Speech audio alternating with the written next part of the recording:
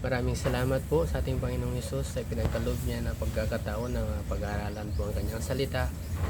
Ngayong umaga po ay pag-aaralan po natin yung Kingdom of Heaven at ang Kingdom of God. May pagkakaiba po kasi ang dalawang ito.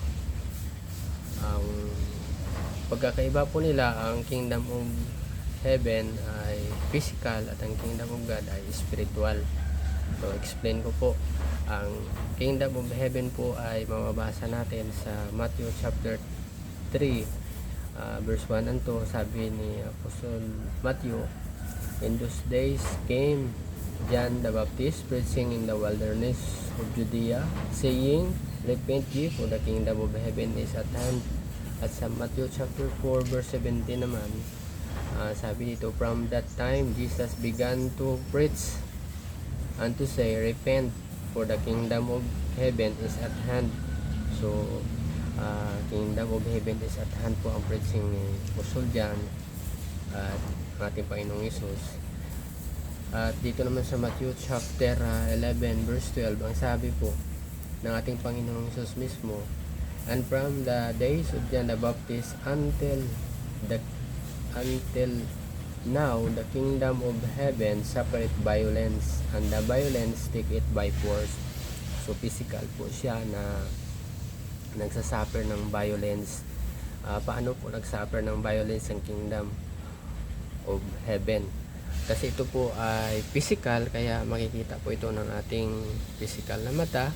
At base po sa history natin, ang physical na kingdom of heaven ay nangyari po dito sa Old Testament nung pinahintulot po ng Panginoon na makapatayo ng temple si King David at si King Solomon. At yun po ang first temple, yun po ang unang physical na kingdom of heaven dito sa lupa. At ang king po ay si King David at ang sunod po ay si King Solomon, at hanggang nasundan po ng marami pang king. Pero dahil po sa mga disobedience ng mga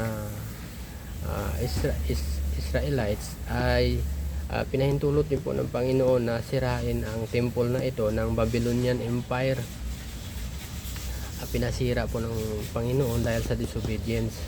At dahil nagrepent sila, na-restore po ito ng mga prophet ng Panginoon. At na-restore po ang pangalawang temple. At sinira naman po ito ng Roman Empire noong 70 AD. Kaya hanggang ngayon sira po ang temple. Wala pong naitayong temple simula noong 70 AD. Pero ang kagandahan lang, kasi naka-prophesize na po na maitatayo muli ang third temple. Kaya ang sabi ng apostol sa Panginoong Hesus nung siya po ay nasa pabalik na sa langit, ay tinanong po siya ng mga apostol sa Acts chapter 1 verse 6 kung kailan mo, Panginoon, i-restore yung kingdom na nasa Israel na sinira ng Babylonian Empire at ng Roman Empire. Dito sa Matthew chapter 1 verse 6, ang sagot po ng Panginoon dito sa Acts chapter 1 verse 7, "And he said unto them, It is not for you to know the time of the seasons or the seasons which the Father had put in His own power." So yun po ang sagot ng Panginoong Hesus, na hindi sa inyong hindi para ninyo na masagot ang pagbabalik po ng Panginoong Hesus. Kaya hanggang ngayon po hindi po na restore ang third temple. Yun po ang hinihintay ng mga Hudyo na maitayo para maibalik po yung kingdom na sinira po ng Babylonian Empire at Roman Empire. Pero ito po ay maitatayo sa second coming po ng Panginoon. Before the second coming, para pagbalik niya, mayroon na pong temple ang Panginoong Jesucristo na uupuan dito sa lupa sa Jerusalem, sa Mount Olives, na sinasabi sa Biblia na Millennial Kingdom. millennial kingdom kasi 1,000 years po na maghahari ang Panginoon dito physically sa Jerusalem. Yun po ang nakalagay sa book of Isaiah, Zechariah, and then sa book of Revelation na maghahari po ang Panginoon ng 1,000 years pagbalik niya dito sa kanyang second coming. Pero bago mag second coming, mayroon po munang Armageddon, judging of the nation, at sa mga false prophet at sa mga antichrist. At paalisin niya po yung antichrist na nagro-rule dito sa Great Tribulation. Saka siya maghahari bilang Kings of Kings and Lords of Lords sa millennial kingdom na naka-prophesize sa ating Bible.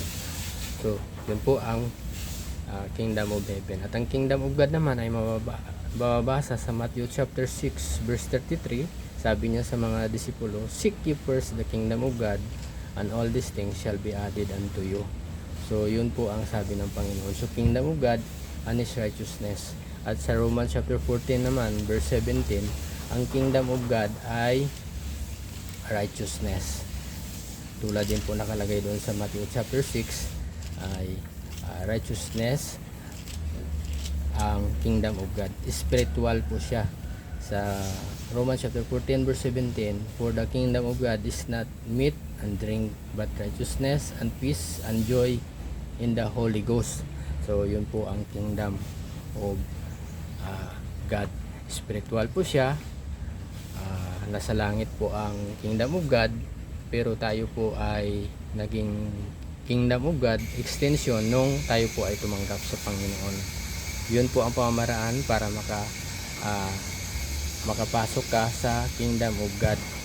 Ang Kingdom of God ay spiritual. Pag ikaw po ay na-born again, ikaw po ay extension ng Kingdom of God.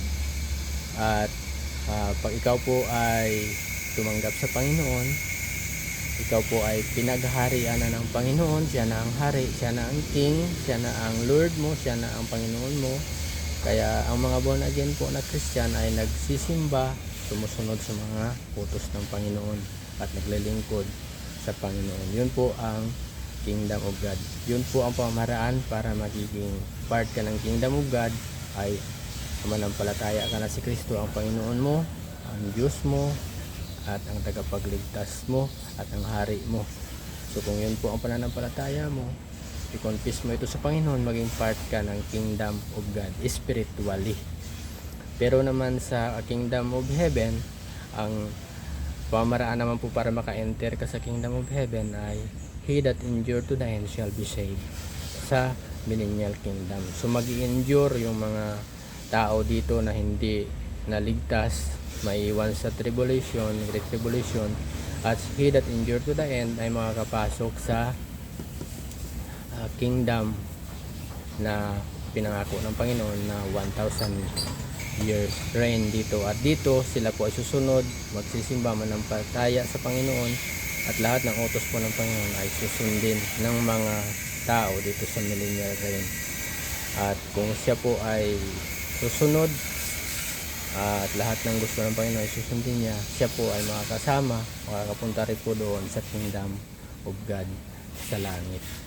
So sana po ay naunawaan po ang Kingdom of Heaven at ang Kingdom of God, at sana po ay nalaman ninyo kung paano po maka-enter sa Kingdom of Heaven at sa Kingdom of God na nasa langit. Yun po ang mahalaga, na makapasok ka sa Kingdom of God. Except a man be born again, he cannot see the Kingdom of God. So kailangan mong tanggapin ng Panginoong Hesus na yung tagapagligtas, yung hari at yung Panginoon, para ikaw po ay makapasok sa Kingdom of God. Sana po ay nakatulong ang video na ito. God bless you.